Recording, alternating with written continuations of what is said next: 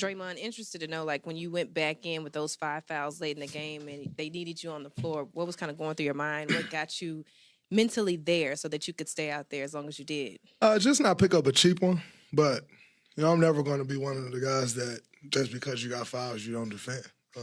I feel very confident in my defensive ability to defend without fouling.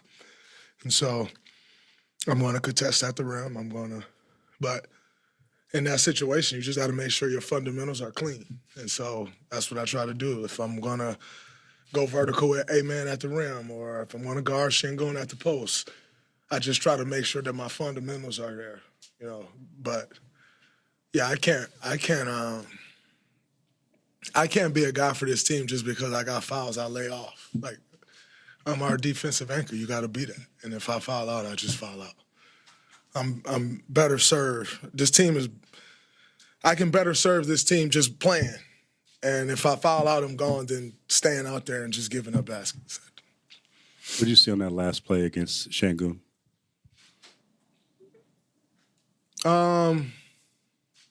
He likes the ISO right in the middle of the paint. So he started coming downhill. I gave a little ground. And Stack always tells us it's a time that you have to get serious. He says it's time to get, and you just try to pick that point, I want to pick it too early where, he's facing me, and now I pick up a cheap one, so just try to find that sweet spot and where to get serious, as Stack says, and I thought I found a good spot. He took a deep jump hook. You said sometime, I think it was a couple days ago after last game, about your technicals and how you sometimes strategically use them. Yeah, I got a technical tonight, and there was guys way more aggressive than me. So, yeah, that's crazy. Well, what happened overall in that second? I think it was the second quarter from the technical, and then they were trying to muddy the game up, but it's fine. We kept it pushing. Draymond, I'm curious your thoughts on Podziemski, and not so much his shooting or his skills, but for a young guy, as Steve said, he's a second-year player who acts like plays like he's a 10th-year guy. What about his makeup allows him to have a game like this on this stage? I think it's his heart. Skill is, the skill is there. That's why he was, what pick was he, the 14th pick or something like that? 19th pick. That's why he, coming from a smaller school, 19th pick. The skill is there, but it's his heart. And I like to call it irrational confidence, although he puts the work in, but he has irrational confidence. It's one of those things that I actually wish I had.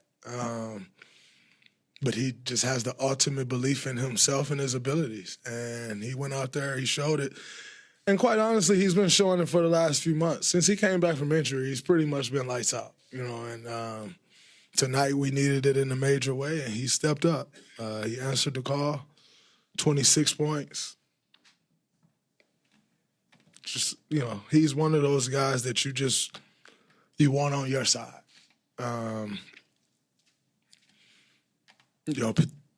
People try to pick on him. They do this, they do that. He don't back down from anybody. He's smart as hell on both ends of the floor. Great draft pick by Mike. Draymond, when it comes to Dillon Brooks, obviously he's always after the mental game. He's always talking on the free throw line. Anytime the ref is not paying attention, he's throwing a shot maybe. How do you guys ever have to actually calm the other down? Like, don't let him get in your head, or have a conversation about Dillon Brooks and what he's trying to do to kind of take you guys out of your game? Nah, they do that. Who? Like, they be calming each other down, telling them, don't worry about it. We don't get off into that. We just do what we do. What did you think about Steph's taunting technical? All he said was, that's two. There's been way more taunting than that in this series. But, hey, it is what it is. I like it. I think we all could see what Jimmy was going through out there, clearly not at 100%. What did you think of what he gave you guys, and what did you what did it take for him to play like that? Well, his presence, number one, is huge. I've spoke about it over and over again, just the commitment that our ownership group and front office made to Jimmy, but not only to Jimmy, to Steph and I. And Steve, we've been here for many years and still feeling like we have a chance, but not quite there and need a little boost. And our ownership group made a 2-year, $120 million commitment for us to get that boost. And what he's meant since he's been here. Like, tonight was great. He played through the injury. It was beautiful. But it's just his presence. What his presence does for this team is humongous. The first 3 quarters, he couldn't move. Not sure how he started moving in the fourth quarter, but first 3 quarters, he couldn't move. And yet, he never complained. He stuck with it. And I think when it was most important, when the time was right, everybody on our side looked to get him the ball. And when you get him the ball, he made great things happen for himself or for others. And, it was huge. I think my favorite play was the last rebound. I looked up, I thought it was Kuminga out there flying. It was Jimmy. That was my favorite play of all of them that he made. You've dealt with, trying to get back from injury and Rick and, how cautious Rick can be. Did you see Jimmy much over the last couple of days? And were you surprised he was able to, basically to convince Rick to give him the green light? I wasn't surprised because it's a playoff game. If it was a regular season game, Rick wouldn't even talk to him.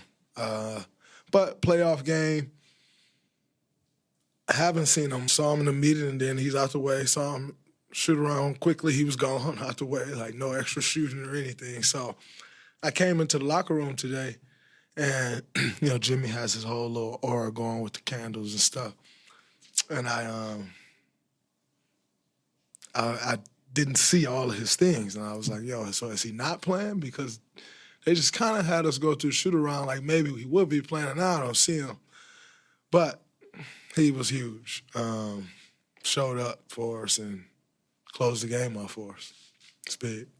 Draymond, you mentioned them trying to muddy it up a little bit. How concerned were you with not just the fifth and sixth personal foul, but the second technical foul, playing with one for most of the game? Not at all. I wasn't worried about a second tech. Can't play the game worrying.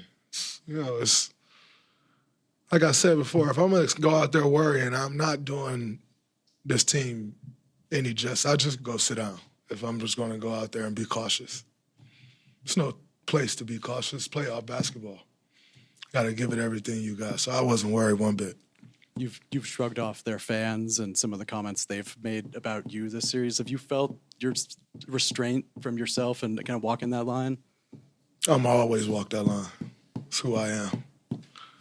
Habitual line stepper. I was playing. Draymond back here, you referenced how they gave you that boost with Jimmy. Obviously, you weren't in the playoffs last year. How much do you appreciate being back here at this point in your career? Steph talked about it too, where you guys have a legitimate chance to do it all again.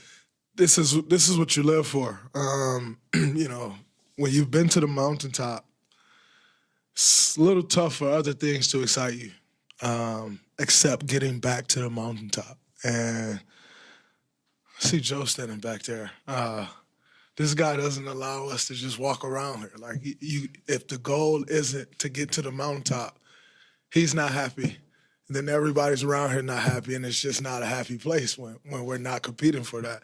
And, to have the opportunity at this point to still compete and make a run for it, it's all you can ask for. It's all you ever wanted. You're training in the summer. You're on the days where you don't feel like getting up, getting out of bed. It hurts. This is what you do it for, to get to this moment and have a chance to compete for it all. And I think we got as just as good a chance as anybody to do it.